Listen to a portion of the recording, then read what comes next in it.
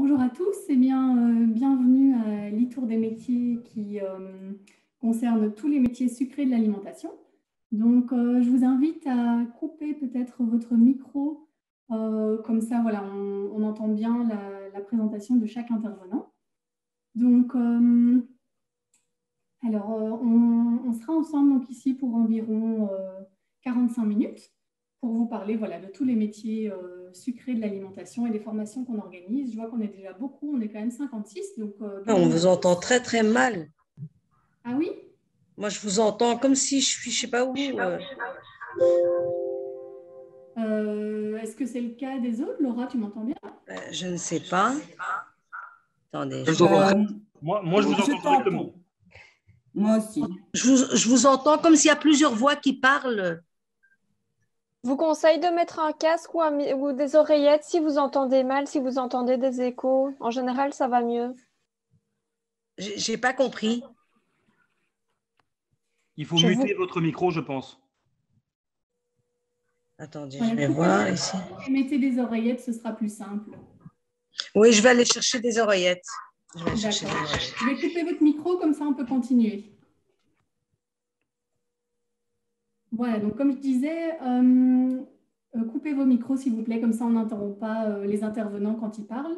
Et alors, si vous avez des questions en cours de présentation, n'hésitez pas également à utiliser l'espace de chat dans lequel voilà, on répondra à vos questions. Et il y a également un temps de questions-réponses à la fin de l'atelier. Donc, alors nous avons plusieurs invités avec nous. Donc, notamment des formateurs de l'EFP, des formateurs donc boulangers, pâtissiers, confiseurs chocolatiers, glaciers. Il y en a également qui sont des anciens de l'EFP et qui sont désormais formateurs. On a également avec nous des représentants du secteur alimento, donc Monsieur Laurent Gall et Alain Bury, bienvenue. Et alors, pour parler plutôt de la formation et de tout ce qui concerne les stages, eh bien, nous avons Laura avec nous et Géraldine. Alors, nous allons commencer donc par les métiers de boulanger et pâtissier. Donc, j'invite ici Grégoire et Didier Gens. Donc, bonjour à tous les deux.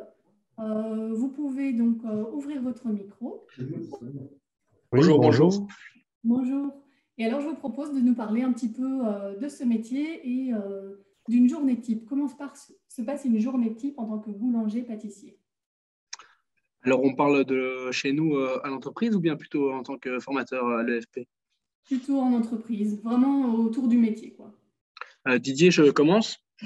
Bah oui, tu m'entends? J'entends. Je Oui. vais commencer. Donc, voilà, en tant que boulanger, les journées, c'est plutôt des nuits en fait. On travaille souvent de nuit en tant que boulanger. Pâtisserie, c'est différent, on peut commencer plus tard. La formation à l'EFP se passe en tant que boulanger-pâtissier, qui sont en fait deux métiers différents mais aussi complémentaires, car en entreprise, c'est la réalité, on vend et du pain et de la pâtisserie, ça va souvent de pair. Et donc, une journée type serait, pour ma part, qui suis plutôt boulanger, lancer les pétrins, donc faire mes mélanges de farine, faire des fermentations longues à toutes mes pâtes et finir la nuit avec tous les cuissons pour après avoir un beau magasin bien garni en plein de bonnes choses. Et donc, c'est vraiment un métier très gratifiant parce qu'on a directement le résultat de ce qu'on fait. Et donc, voilà, c'est vraiment un métier passion, quoi. Voilà, Super, moi je vais reprendre pour le métier des pâtissiers. Donc, à l'inverse du boulanger, quand nous arrivons le matin assez tôt, nous préparons le magasin et par la suite, on fait les préparations pour la semaine et les week-ends qui arrivent. Donc voilà. Et on commence assez tôt et on termine plutôt dans l'après-midi. D'accord. Et alors, au niveau des avantages du métier, quels sont les avantages du métier des métiers de boulanger et de pâtissier? Alors, moi, je vais parler donc pour ma part. Les avantages sont que déjà, on fait, donc c'est un métier passion, je répète, donc on fait vraiment ce qu'on aime. Les avantages sont aussi on a quand même une partie de la journée qui est libre, donc on est un peu en dehors des créneaux horaires 8h, 18h comme la plupart des gens. ce qui nous permet aussi d'avoir du temps pour passer dans les magasins qui sont souvent fermés, enfin qui sont souvent des heures de bureau. Donc ça, c'est un avantage. D'autres avantages, c'est d'avoir la gratitude de voir directement le produit et avoir le retour des clients qui sont satisfaits de ce qu'on fait. Voilà. D'accord. Et au niveau des contraintes, peut-être, tant qu'on y est, sur le métier de boulanger, les contraintes? Alors là, je vais prendre. Pardon. C'est plus simple. Non, les contraintes, effectivement, ce sont les heures qui sont, comme Grégoire disait, ils sont complètement décalés. Donc, on peut travailler totalement toute la nuit ou très tôt le matin. Il faut aussi dire que les clients adorent avoir le petit pain, les petits croissants, la baguette, le pistolet, les week-ends. Donc, il faut penser les jours fériés et tous les week-ends, on y travaille pratiquement. Ça, c'est les grosses contraintes. Effectivement, on a des congés de l'autre côté ou les jours de semaine. Ça, c'est le côté avantageux. Ok, super. Et alors, au niveau des débouchés, est-ce que c'est un métier où il y a beaucoup de demandes? Alors oui, énormément de demandes. Il y a beaucoup de boulangers, pâtissiers qui cherchent à recruter des gens formés. Donc, c'est vrai qu'avec le papier en main de pâtissier boulanger, on peut quand même franchement trouver assez facilement du travail. Mais bien sûr, les horaires resteront les mêmes partout, même si de plus en plus de boulangers essaient de trouver avec des horaires de jour.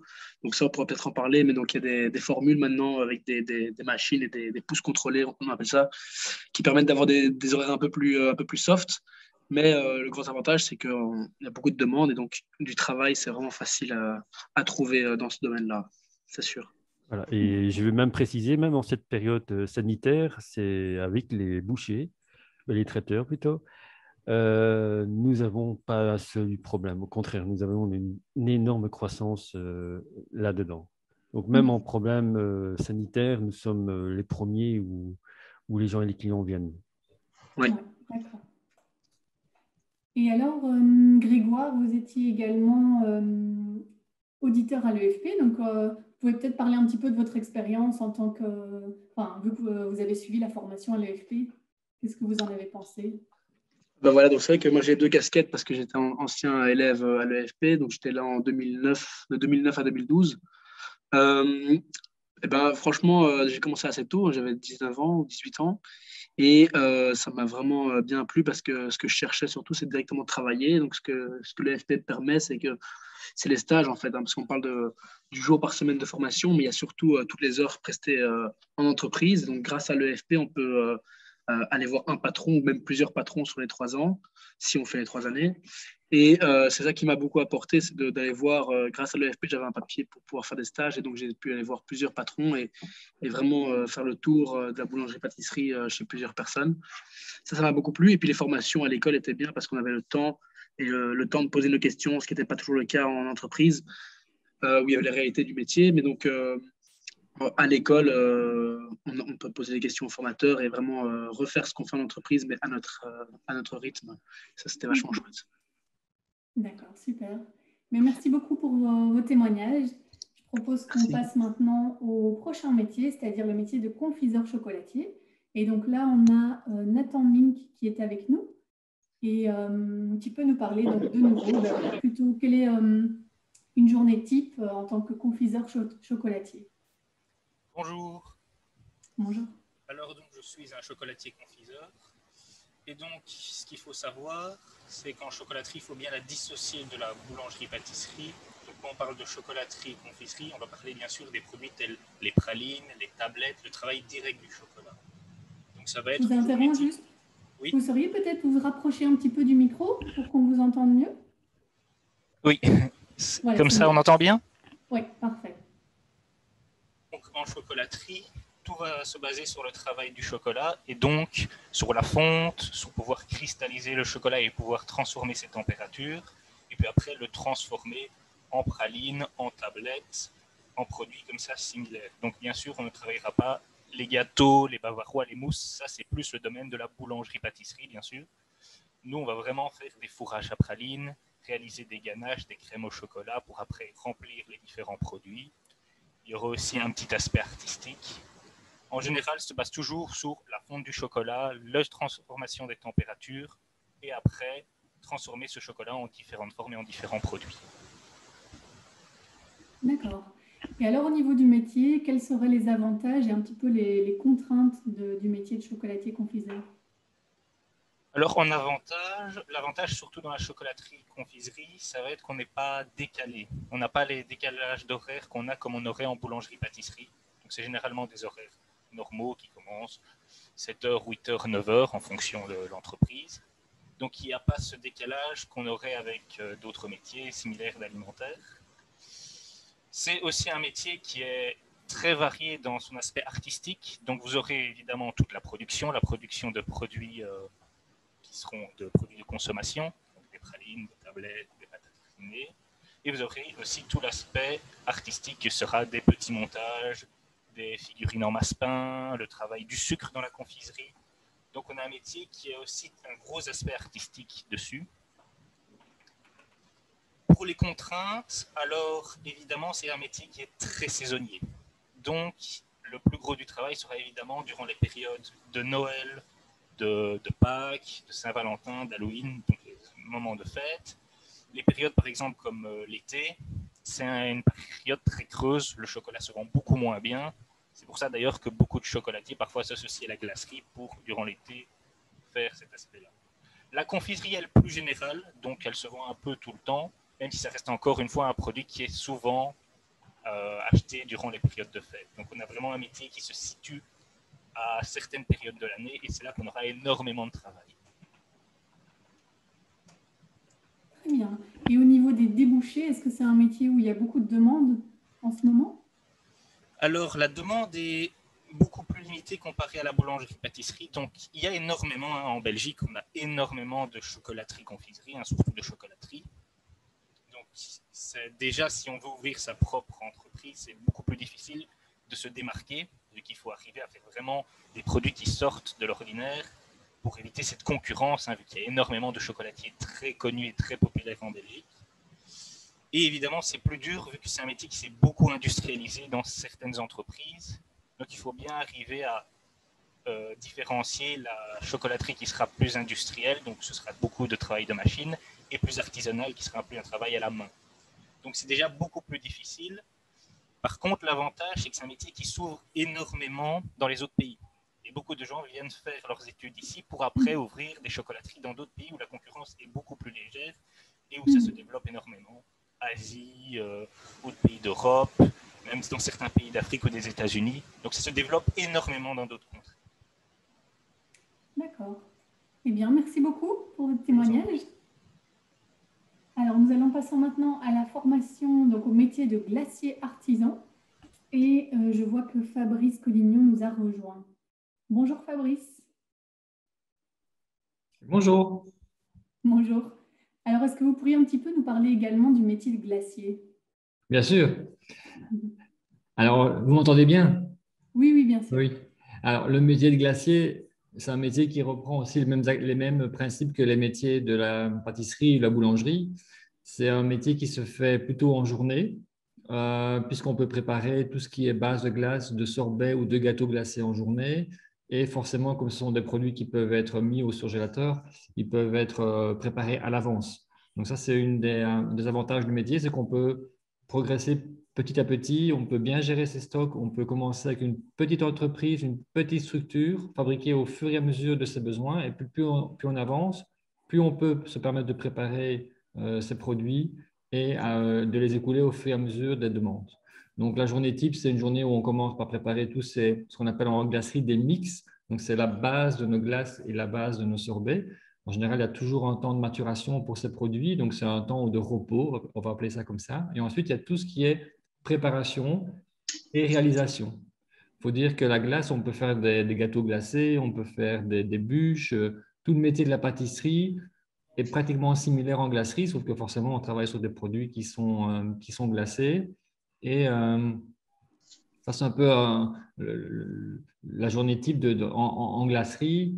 Dans les avantages, comme on l'a dit juste avant, en chocolaterie, c'est un métier qui se développe très fort, qui vous permet de pouvoir voyager pas mal, d'aller à l'étranger, puisqu'il y a beaucoup de gens qui se forment chez nous et qui après partent à l'étranger parce qu'ils se rendent compte que le fait d'aller dans des pays où il fait beaucoup plus chaud, où les températures sont plus idéales, ben, ça leur permet d'avoir des commerces qui sont ouverts plus longtemps durant l'année, puisque forcément la glacerie, ben, c'est un métier qui est lié aux contraintes climatiques. En Belgique, ben, on commence en général aux environs de Pâques et puis on poursuit jusque tout l'été. Alors si on a une belle arrière-saison, on continue jusque septembre.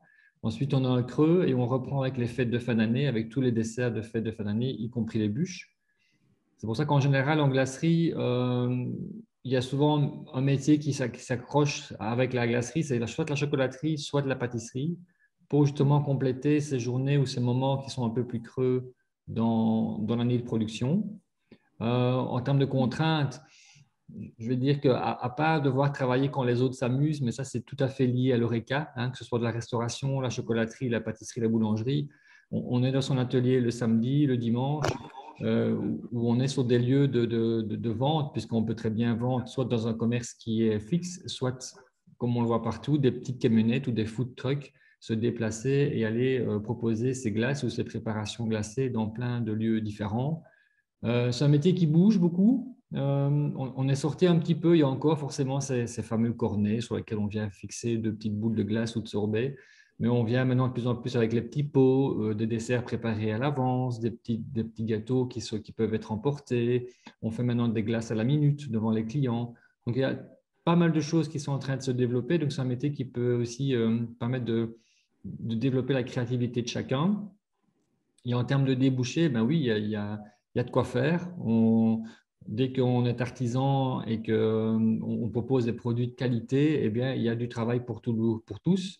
Et pas mal d'entreprises recherchent également les compétences de glacier, que ce soit dans des boulangeries, pâtisseries ou même chez des chocolatiers, qui leur permettent d'avoir un poste vraiment particulier et d'être en même temps lié à la production de la pâtisserie ou de la chocolaterie. Ça veut dire qu'on est là, on est un des moteurs de l'entreprise avec les compétences de la glacerie, la pâtisserie et tout ce qui concerne la technique liée à ce métier.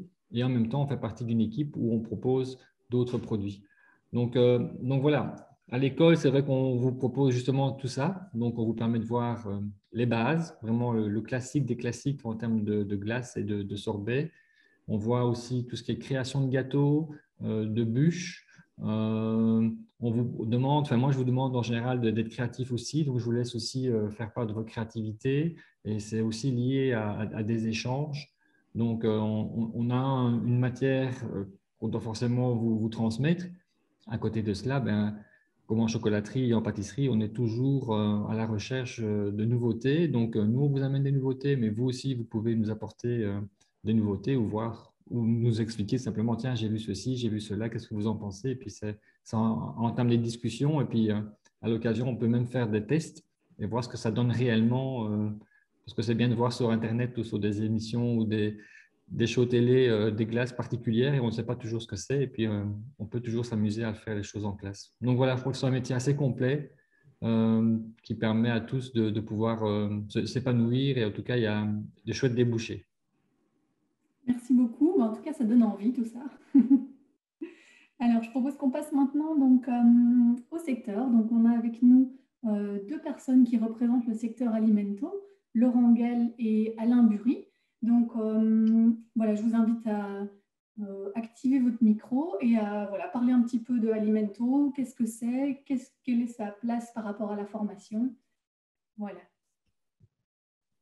D'accord, alors je vais prendre la parole et puis je la céderai à Alain Bury qui m'accompagne. Donc Alimento, tout d'abord, c'est le fonds de formation sectoriel dédié au secteur alimentaire en Belgique. Donc nous travaillons sur l'ensemble du territoire, que ce soit à Bruxelles, en Wallonie ou en Flandre. Et on s'occupe tant de l'artisan, qui est évoqué ici en large par l'EFP aujourd'hui, mais aussi de l'industrie qui a été citée. Et donc on a un secteur d'activité qui est assez effectivement diversifié et qui regroupe pas mal de branches qui fabriquent pas mal d'aliments. Alors sur le secteur en général, il est constitué de très petites et moyennes entreprises. À 96%, ce sont des entreprises qui sont de très petite taille, donc plutôt à caractère artisanal, tel qu'évoqué par les professionnels et formateurs à l'EFP qui viennent d'être évoqués, mais on a aussi évidemment des grands groupes et on a fait référence au chocolat. S'il y a bien un produit phare en Belgique qui se porte bien, qui s'exporte bien à l'étranger, c'est notamment les pralines. Et c'est vrai qu'autour de l'EFP et autour de Bruxelles, vous avez quand même pas mal de praliniers de renommée internationale. Pensons à Neos, pensons à Godiva, pensons à Leonidas. Marcolini n'est pas très loin non plus. Donc voilà, il y a pas mal d'acteurs dans la chocolaterie, très diversifiés. Donc les compétences qu'on pourrait développer à travers une formation LFP pourraient s'exprimer tant dans l'artisanat que dans plutôt le côté industriel.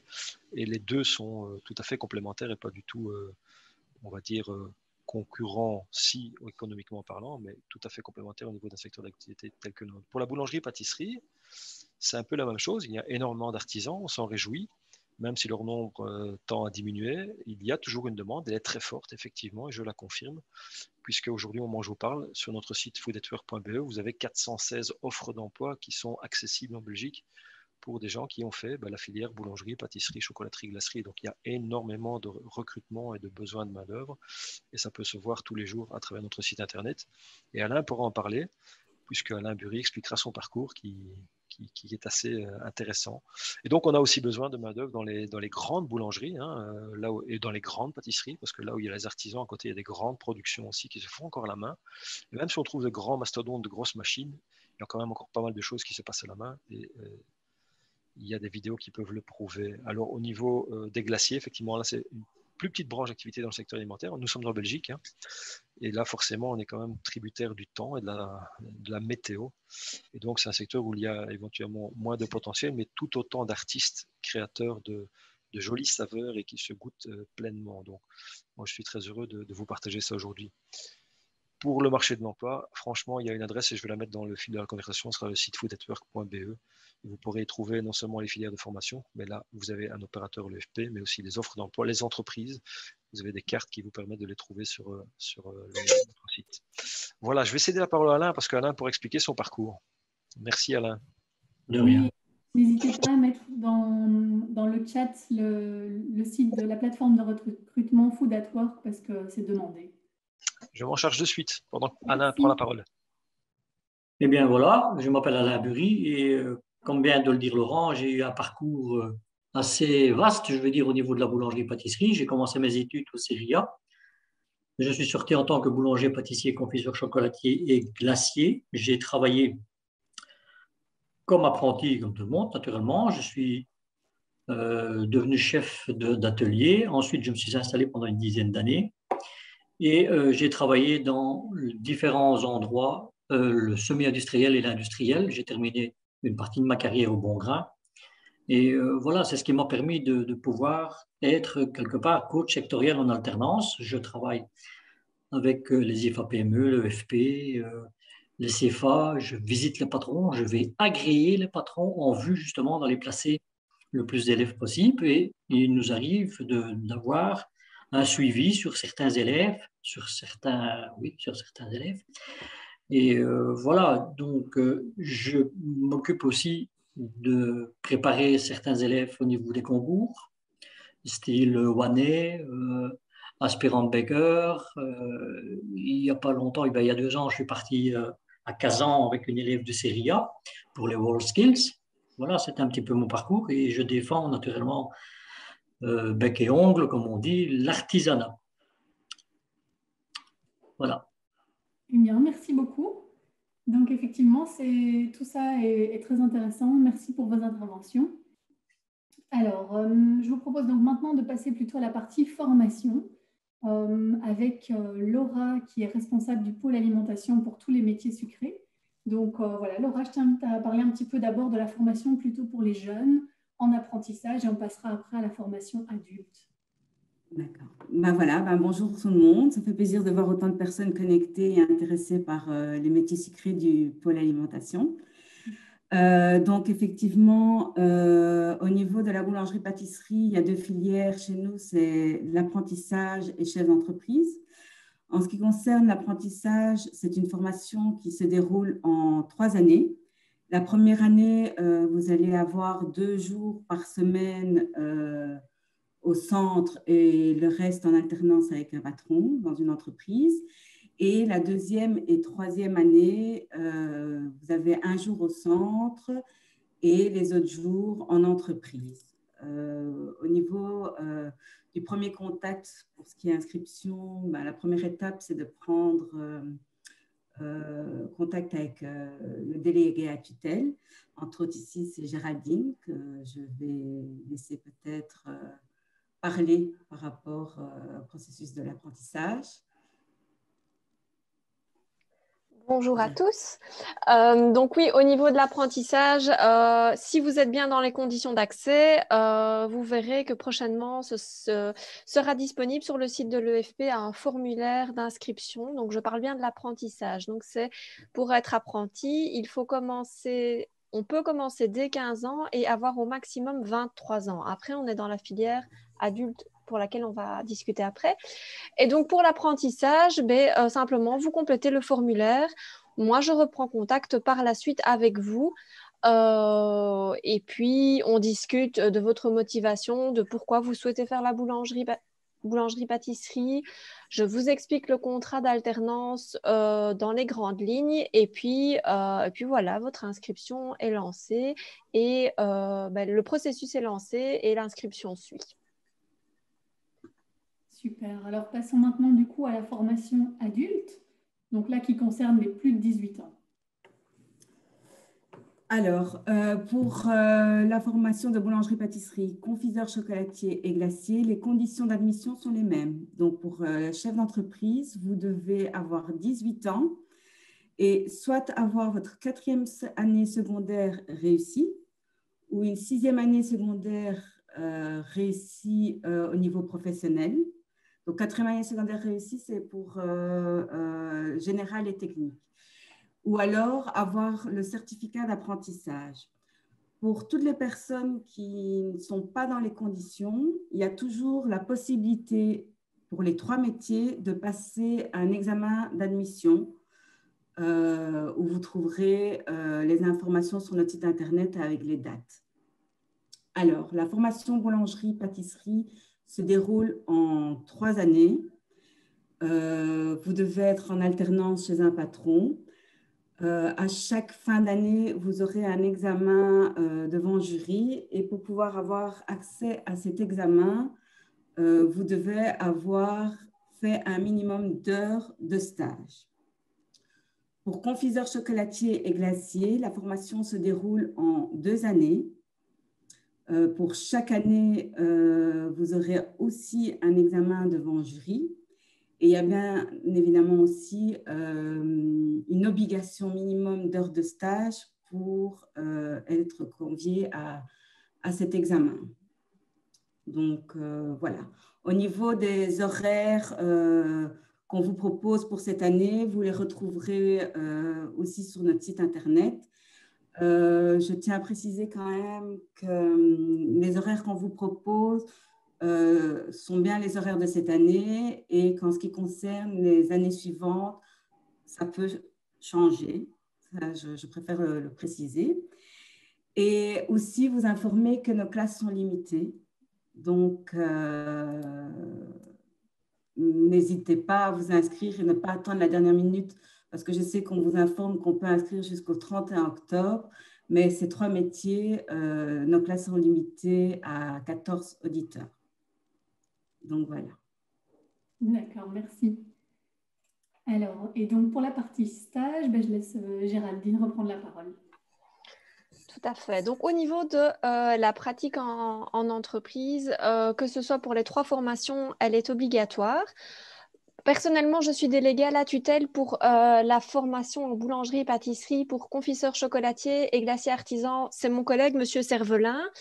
Mais le principe est le même. Sachez simplement qu'au niveau de confiseur, chocolatier et glacier, ce sont des métiers, comme on vous l'a dit, qui sont saisonniers et donc il n'est pas facile de trouver un stage. Donc ça, il faut bien vous en rendre compte en vous inscrivant à la formation que pour ces 2 formations-là, vous allez devoir vraiment y mettre du vôtre pour pouvoir trouver un stage.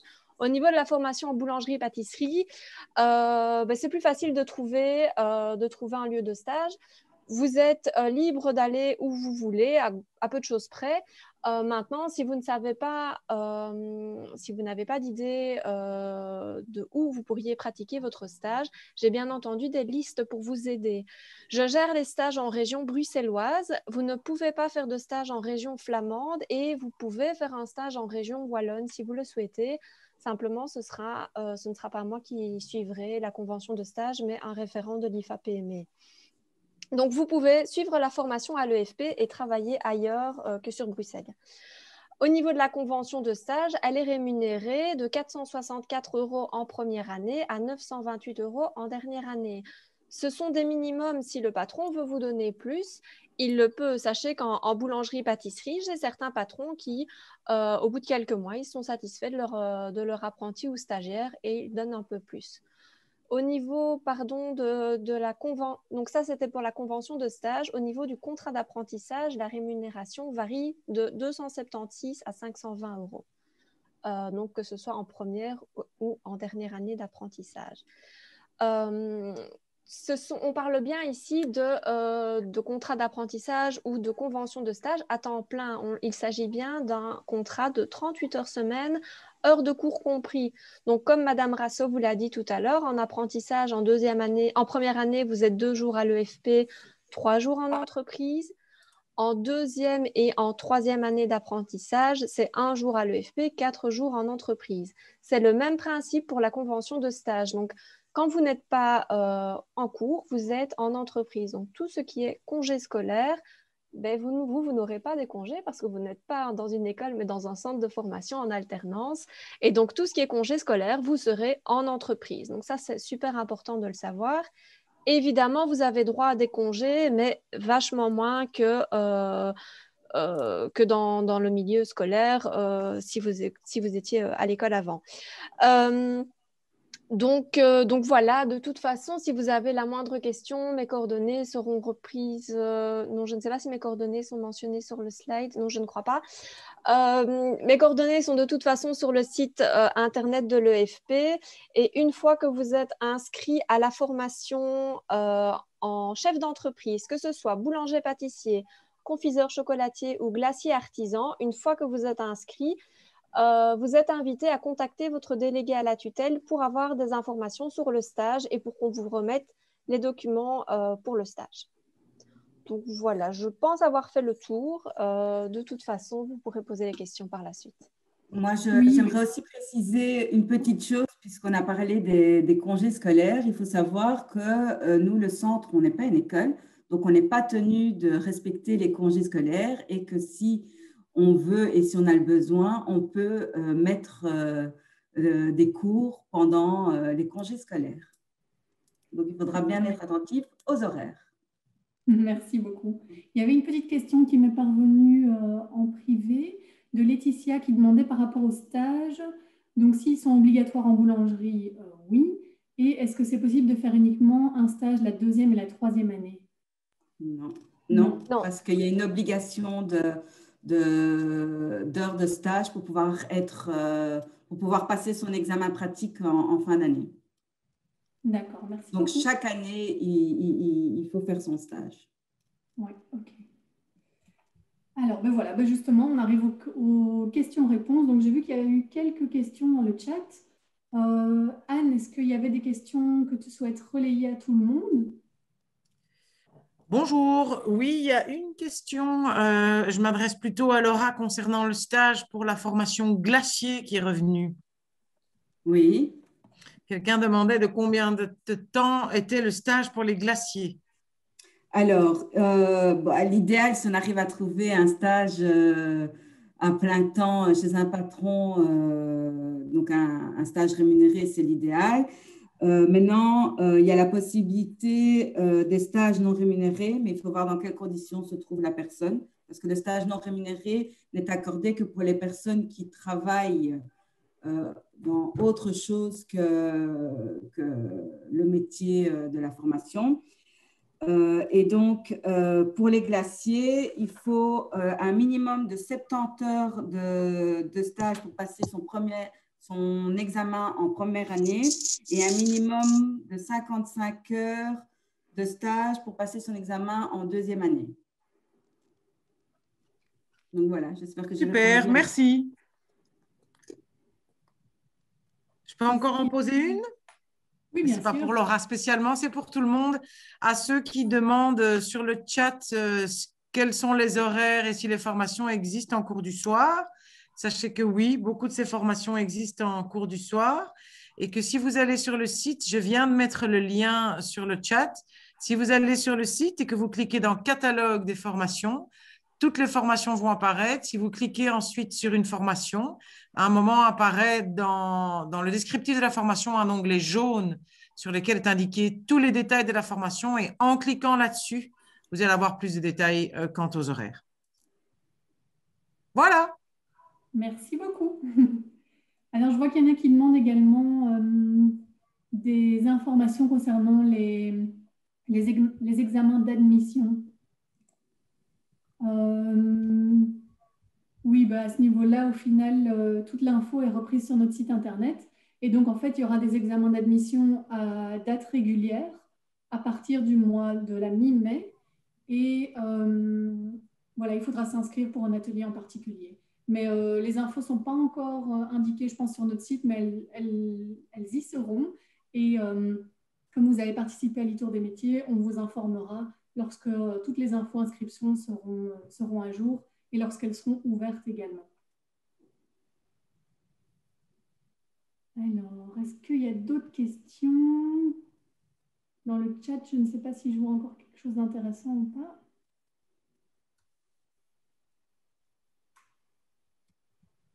Oui, moi, j'en vois quelques-unes. Oui. Alors, il y a quelqu'un qui demande plus d'infos au niveau des heures de stage minimum en boulangerie-pâtisserie. Alors, je tiens quand même à rappeler que nous sommes un centre de formation en alternance et donc l'idéal réellement, c'est de jouer le jeu et d'être à plein temps en alternance. Donc, comme je l'ai dit, évidemment, il y a des gens qui travaillent dans un autre domaine et qui donc ne savent pas faire un stage plein temps. Et pour ces personnes, il y a cette fameuse formule de stage non rémunéré. Pour les boulangers-pâtissiers, les obligations de stage, en première année, vous êtes obligé de faire minimum 250 heures, donc 125 heures en boulangerie, 125 heures en pâtisserie, pour pouvoir avoir accès à votre examen devant jury. Pour la deuxième année, vous avez 250 heures en pâtisserie à faire minimum. Et pour la troisième année, 164 heures en boulangerie à faire minimum. Mais c'est bien les heures, c'est le minimum à faire, mais on vous conseille évidemment d'être en alternance plein temps. J'ai vu des questions. Il est aussi possible, effectivement, les gens qui travaillent, il y en a beaucoup de personnes qui travaillent plein temps et arrivent à caser dans leur emploi du temps, grâce au week-end, au congé, leur stage non rémunéré. Donc oui, c'est tout à fait possible. Je me permets juste d'ajouter une petite chose au niveau des stages rémunérés de base. Donc, si vous êtes en première année, de base, le contrat d'apprentissage ou la convention de stage durera les 3 années de la formation. Donc, votre contrat sera établi jusqu'à la fin de la formation. Évidemment, il est toujours possible de mettre un terme au contrat pour X raisons et beaucoup, par exemple, mettent un terme pour aller voir une autre maison simplement pour pouvoir voir comment ça se passe ailleurs. Donc, vous n'êtes pas pieds et poings liés les 3 années avec le contrat, mais de base, il durera les 3 années de la formation. Et c'est pareil pour toutes les conventions rémunérées. Merci beaucoup. Je vois qu'il y a certaines personnes qui demandent également s'il y a une limite d'âge. Il n'y a pas de limite d'âge. Voilà, c'est juste les limites pour rentrer dans la formation. Donc, en apprentissage, c'est minimum 15 ans. Et en chef d'entreprise, donc pour les adultes, c'est minimum 18 ans. Et je vois également que quelqu'un demande un diplôme CESS et un bac+3. Oui, là, vous pouvez accéder à la formation sans souci. Il n'y a pas de problème. Alors, je vois qu'il y a encore quelques questions, notamment concernant les inscriptions. Donc ici, vous voyez les inscriptions, donc, que ce soit pour les jeunes en apprentissage ou pour les adultes en chef d'entreprise, ça commence à partir du 10 mai. Donc, toutes les infos se retrouvent vraiment sur notre site efp.be et là, vous aurez des formulaires pour vous inscrire en ligne. Alors, on a encore quelques questions, on a encore quelques minutes, donc on peut encore y répondre. Ah oui, il y a des questions par rapport à la situation sanitaire actuelle.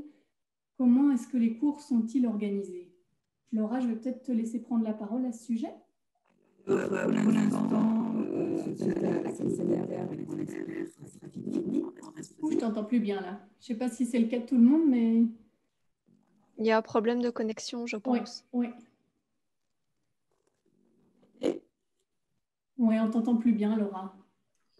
Moi, je peux répondre à la question si vous m'entendez. Oui, on t'entend très bien. Alors, je réponds à la question en double réponse. Il y avait quelqu'un qui demandait si la formation en boulangerie se donne aussi en ligne. Alors non, parce que comme Laura l'a dit, l'objectif, c'est des cours pratiques assortis de formation en entreprise. Cette année, au vu de la situation Covid, on a été obligé de donner les cours théoriques en ligne et les cours pratiques sur place, mais en groupe scindé. Donc, les classes étaient divisées pour pouvoir respecter les restrictions sanitaires. Le groupe qui a cours à la maison a un travail à faire ou quelque chose à préparer pour la fois d'après. Et le groupe qui est sur place a son cours sur place. Mais ça, ce sont des conditions exceptionnelles suite aux restrictions sanitaires. Et on espère que l'année prochaine, on pourra reprendre en version normale. Oui, tout à fait. On espère. Ah oui, il y en a qui demandent également si c'est possible de commencer les cours en journée en 2021 et poursuivre en soirée. Ça, je suppose que ça dépendra des horaires un peu en fonction de chaque année. Et alors, il y a des questions spécifiques aussi par rapport à certains diplômes. Alors là, voilà, malheureusement, on ne sait pas répondre à tout le monde concernant les diplômes spécifiques, mais on vous invite à revenir vers nous, que ce soit par téléphone ou par mail. Et là, on pourra vraiment répondre à chacun spécifiquement en fonction de votre diplôme. Donc, voilà, bah, écoutez, il est déjà presque... ça fait déjà 45 minutes qu'on est ensemble. Donc, je vous propose petit à petit de mettre fin à l'atelier. Je vais vous lancer un petit sondage donc, pour voir un petit peu qu'est-ce que vous en avez pensé. Voilà, n'hésitez pas à y répondre. Donc, voilà, la première question, c'est... je lance le sondage. Quels sont les aspects de l'atelier qui vous ont plu? Le contenu, la qualité des interventions, le timing, les échanges, l'ambiance ou encore l'animation. Est-ce que vous avez trouvé réponse à vos questions? Oui, à toutes les questions, à certaines, mais vous avez encore des questions? Vous n'avez pas trouvé réponse à vos questions ou vous souhaitez vraiment en parler de manière plus individuelle avec quelqu'un? Et ensuite, par la suite, est-ce que vous envisagez de vous inscrire? Oui, dès que ce sera possible. Oui, mais pas tout de suite. Vous hésitez encore. Vous ne savez pas. Ou voilà, non. Alors, on voit que les réponses arrivent petit à petit. Donc, je vous laisse ici le slide également avec nos coordonnées de contact. Donc, comme je le disais, n'hésitez vraiment pas à revenir vers nous, que ce soit par mail à l'adresse info@efp.be ou par téléphone au 0800 85 210. Vous pouvez aussi nous suivre sur les réseaux sociaux. Et alors, on vous recontactera très rapidement avec toutes les informations d'inscription qui commencent, donc, comme on l'a dit, le 10 mai. Et mais là, vous serez les premiers avertis, en tout cas, dès que les formulaires d'inscription seront en ligne. Et vous aurez également toutes les modalités, c'est-à-dire les documents que vous devez fournir, etc. Alors, au niveau du sondage, on est plutôt pas mal. Voilà, donc on peut partager les résultats. La plupart des personnes ont trouvé le contenu très intéressant, la qualité des interventions également. Beaucoup de personnes ont également trouvé réponse à leurs questions, d'autres en ont encore. Donc voilà, contactez-nous, n'hésitez pas, on est ouvert tous les jours de la semaine de 8 à 18. Et pour la suite, ben voilà, il y a pas mal, il y a 50% des personnes qui veulent s'inscrire dès que possible. Voilà. Eh bien, je vous remercie en tout cas pour votre présence. Je remercie tous les intervenants, nos formateurs, Alimento également pour leur présence, l'EFP, l'ESFPME. Merci à tous. Merci. L'e-tour des métiers, en tout cas, ça continue. Donc, ça continue jusqu'à vendredi. Il y a encore pas mal d'ateliers. Il y a encore 2 ateliers sur tout ce qui touche à l'alimentation, l'ORECA et tous les métiers connexes de l'alimentation. Donc, n'hésitez pas à aller voir sur notre site et à vous inscrire si ça vous intéresse. Voilà, on est là pour répondre à vos questions. Voilà, merci à tous. Bonne journée. Au revoir tout le monde. Au plaisir de vous voir. Merci, au revoir. Au revoir. À très bientôt. Au revoir. Tout le monde. Au revoir.